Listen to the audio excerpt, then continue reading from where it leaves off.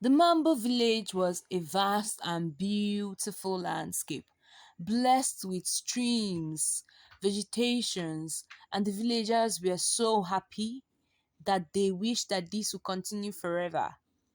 But suddenly, their rivers began to flow backwards, and the more it went back, the more it dried up until they were in danger of having no water at all. The villagers were shocked to see the waters flowing backward. "What is the meaning of this?" they cried.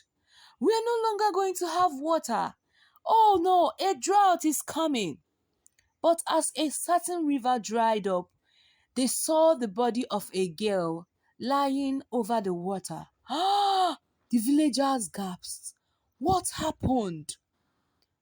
But the more they contemplated on this, the more the rivers went backwards and dried up until they were left with a land of drought.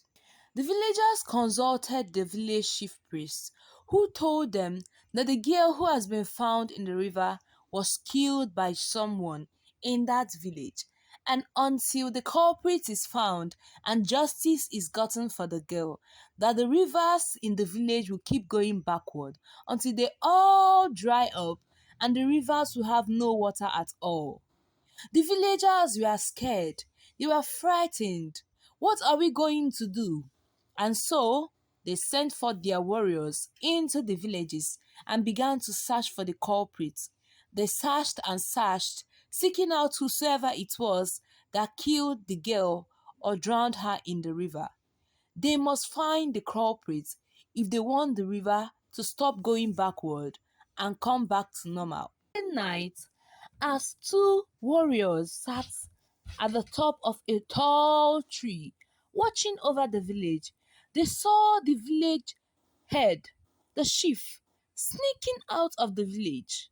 "Where do you think he is going?" one of the warriors asked the other. "I don't know," the other replied. "Let's go and find out."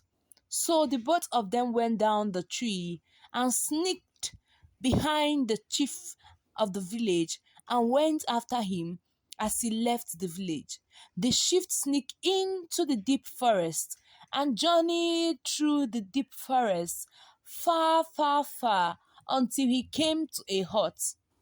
The two warriors stood by, watching astounded as they recognized this hut. "This is the hut of the banished wizard who did evil in our village many years ago," they thought. "What is the chief head doing here?" They stood back behind the tree, hiding, and watched to see. "I have sacrificed the girl as you asked me," the village head said. "Her body lies at the end of the river. What next should I do? Tell me, O great wizard. I need power. I want power. Should I do more sacrifices?" On hearing this, the warriors gasped. "Ah! It was the village head. He was the one that killed the girl." And angrily, they stormed out of their hiding place, took the village head with them. They dragged him far, far, far back to the village. And in the morning, the villagers were shouting and screaming in uproar when they heard the story of the two warriors. They could not believe it. The villagers felt betrayed.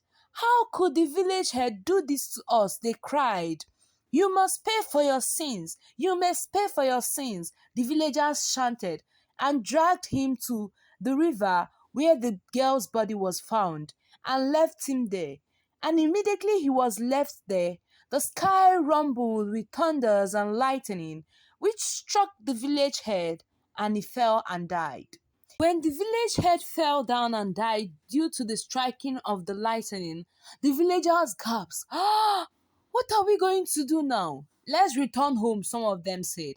And they did return home. By morning, they saw a sight that surprised all of them. The rivers had come back and was flowing again like before. The people rejoiced and danced. They fetched as many waters as they wanted. And then in the next month, they elected a new village head.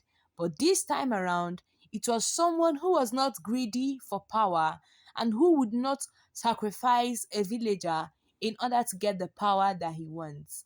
And thus ends the story of the village head who was greedy with power. Thanks for watching. Please subscribe and stay tuned for more of our stories. Bye.